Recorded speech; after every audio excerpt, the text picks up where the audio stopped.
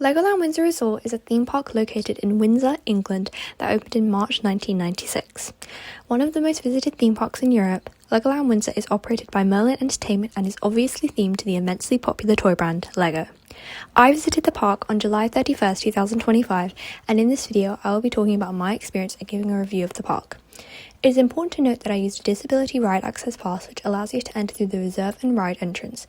Legoland Windsor, as with all Merlin parks, requires a Nimbus card which must be applied for at least 3 months before your visit. You must then reserve your slot on the day you want to visit, and then you can use the same entrance as the reserve and ride. This unfortunately means that you have to wait longer, as you are waiting with people that have paid to skip the line, and slots often book up quickly, meaning you have to decide when you'll visit months in advance. This is quite a flawed system in my opinion, but I do understand that ride access pass is often abused and is hard to develop. The first land I will be talking about, and the first place I went when I was there myself, is Knight's Kingdom. A medieval fantasy-themed area, Knight's Kingdom contains 3 rides, the first of which is the Dragon, a 1998 WGH Transportation Engineering Steel Dark Ride Coaster Hybrid, with a top speed of 50 km an hour. I really enjoyed this ride, especially the indoor scenes as they have detailed unique models. The ride experienced a slight bit of downtime, but was back up not long after. The actual coaster portion was so fun and is a good step up from smaller coasters at the park, like the next ride I'm going to mention, Dragon's Apprentice. Also manufactured by WGH Transportation Engineering, Dragon's Apprentice is a kiddie coaster opening a year after the Dragon in 1999. The coaster reaches a top speed of 30 km an hour and serves its purpose of being the smaller Dragon for younger riders well. I quite enjoyed it. It has some surprisingly fast moments and is very reliable. However, this was one of the rides we had to wait the longest for in the reserve and ride queue, which was pretty disappointing. In contrast, a ride I didn't have to wait for at all was Merlin's Challenge. Merlin's Challenge is an unexpectedly quick Sea Storm flat ride built by Mack Rides. It's really fun and has a good atmosphere with the other riders and music. My biggest complaint is that the cars are too small to fit 2 people because my brother was pushing me so hard into the side of this car. Anyways, Knight's Kingdom overall is classic Legoland and I really love it. The models are great, the rides are great, the whole area just has this nostalgic, timeless vibe to it, which is a staple of this park that I hope is here to stay. Another one of Legoland's most iconic lands, based on one of its most popular franchises, is Lego City. Lego City is an urban, mainly child-focused land with quite a few rides. On my visit, I first rode Deep Sea Adventure, which had recently received a refurbishment and reopened in February 2025. This ride was really good. It's a submarine dark ride where you travel through an aquarium. I thoroughly enjoyed this use of an aquarium as more people will ride it and therefore see the fish, which is the whole point of an aquarium. The story told throughout is also quite cute and interactive for younger guests. I also rode Coast Guard HQ, which is a boat ride where you can steer the boats yourself. It was honestly way more fun than I was expecting, and there were some nice models on the shores nearby. It's really interesting to me that you can just effectively stay out there as long as you want. Not that you should, however, considering you could stop the boats. I would recommend it, to be honest. It can be a good laugh. On previous visits to the park, I have ridden some of the other rides in the area, such as Fire Academy, which was okay but too much arm work for the experience. Also the driving school, which is pretty much a rite of passage that kids only do for the license. However, it's obviously fun and there is a smaller version for even younger kids available. Haunted House Monster Party is a Vekoma Madhouse attraction, which is really hyped up from the queue in the pre-show, but is literally just a madhouse. Probably fun for kids though. Balloon School is also here, which I haven't ridden but you don't need to understand the type of ride it is. The land as a whole is better than I remembered and is quite underrated in my opinion. I do however think that Haunted House Monster Party is very out of place with the rest of the area. In an ideal world with infinite space, a spooky monster themed land at Legoland with Monster Party in it would be amazing. But alas, it will probably never happen. As I'm covering these lands in no particular order, next we're going to visit Ninjago World. With only 2 attractions, Ninjago World is definitely the smallest land in the park. Destiny's Bounty is a small rocking tug ride just on the right of the entrance, but the only real reason anyone walks into this land is Ninjago the ride. Opening in 2017 with the rest of the land, Ninjago the Ride is a 3D interactive shooting ride in which riders shoot balls at LEGO characters on screen using their hands.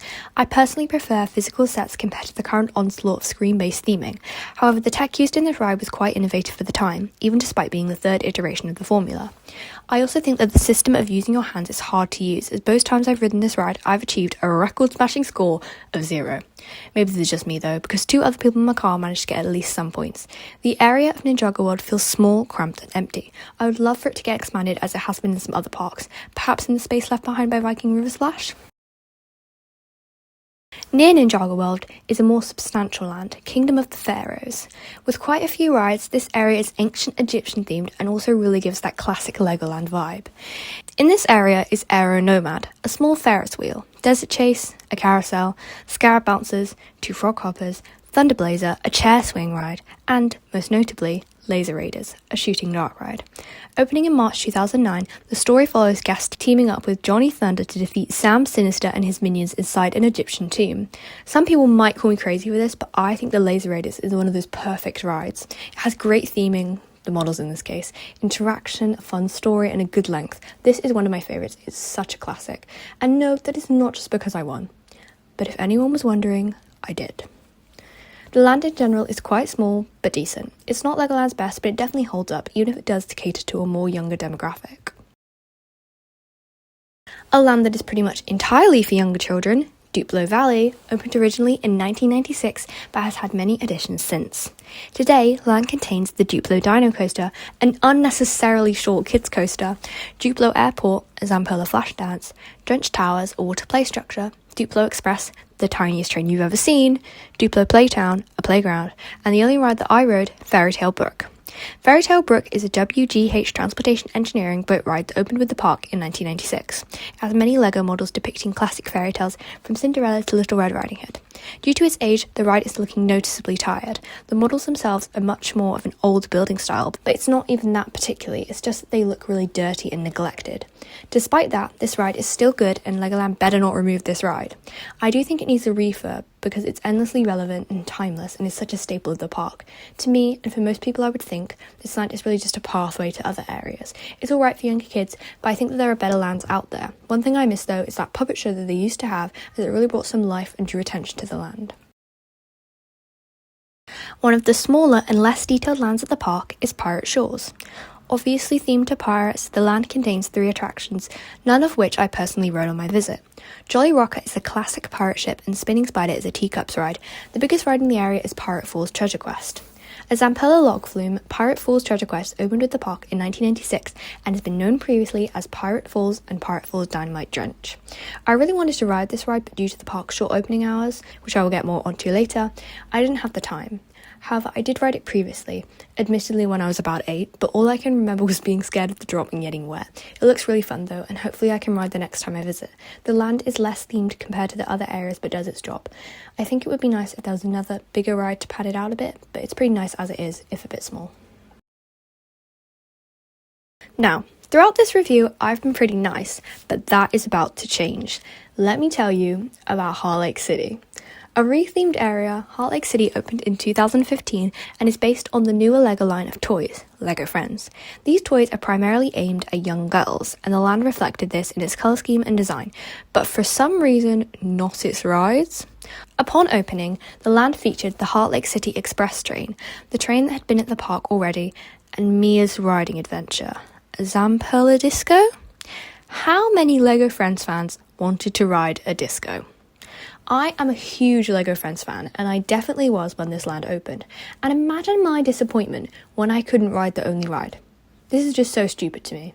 In early 2024, Heart Lake City was updated to match the new line of characters, with new models, painting facades, and re-theming my biggest enemy to Autumn's riding adventure. This also coincides with the recent re-theme of the train to the Legoland Express in early 2025. The reason I have not really mentioned the train is that on all my visits, it has always been closed. On the one I'm discussing today, I was really excited to ride it, but unfortunately it remained closed all day. I'm not sure if the train generally has operational issues or if I've just been unlucky. But nevertheless, the new train looks great. A new show debuted on the stage nearby on August 1st. I visited on July 31st.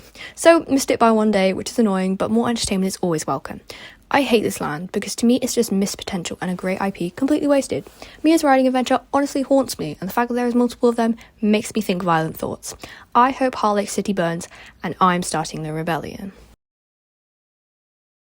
The single biggest investment in the park since its inception is Lego Mythica, which opened in May 2021. The land transports you to a world where your wildest Lego creations come to life. 3 rides dominate the area. Firstly, Hydra's Challenge, a Zieara jet ski, Fire and Ice Freefall, 2 Zieara family freefall towers, and Flight of the Skyline, the UK's first and only flying theatre. On my visit, I only rode Flight of the Skyline, and I have to say it was really good, but I do have some complaints. The ride experienced some extended downtime, specifically when I was in the pre-show. We waited there for 10 to 15 minutes, I would say, and then rode the ride like normal. Before even entering the pre-show, however, we were waiting an excessively long time for the ride access pass queue. I'm not sure if whatever issues they were having was the reason for this, or if the ride just generally has slow operations. Whatever the reason though, it was a problem throughout the day.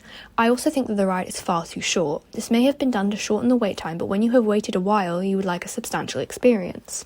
The current ride is amazing, with an interesting story and movement. It just was not long enough at all. Because it is so good, I wanted to stay in the world and ride it a bit longer.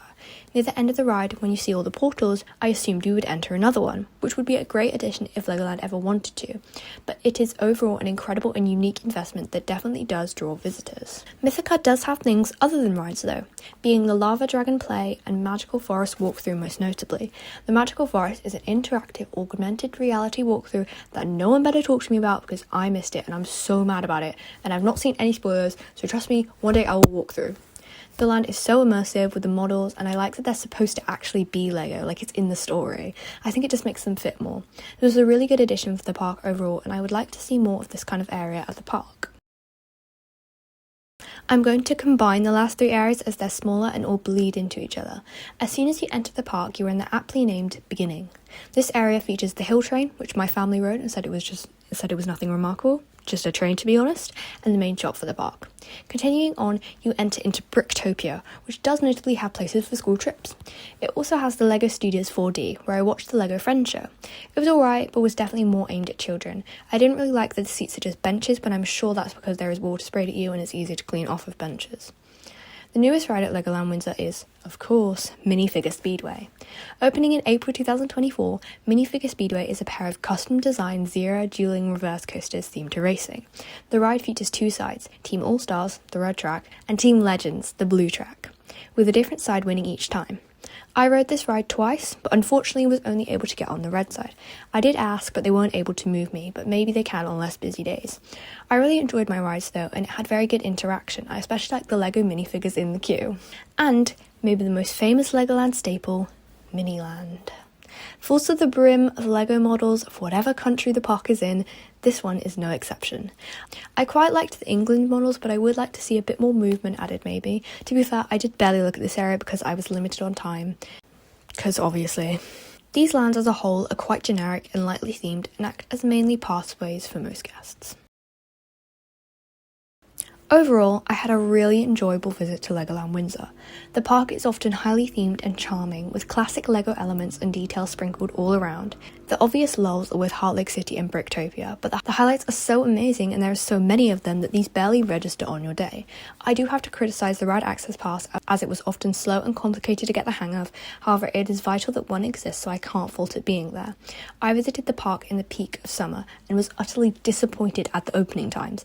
The park opened at 10 and closed at 5. This was simply not enough time to experience everything we wanted to, which was not even the whole park. This is why I keep mentioning that I couldn't get on something, because the park is just shut far too early. It was still crowded at 5, which shows that the demand is there and people would definitely stay if it was open longer. Many of the shops and restaurants also closed significantly before the park, which was quite annoying. Those gripes aside, Legoland is amazing and is probably the most well-rounded park we have in the UK. It's great for people of all ages and I would 100% recommend a visit. Thank you so much for watching. If you enjoyed this video, maybe comment, like, or watch another one. I'd love to see you there. Until next time, goodbye!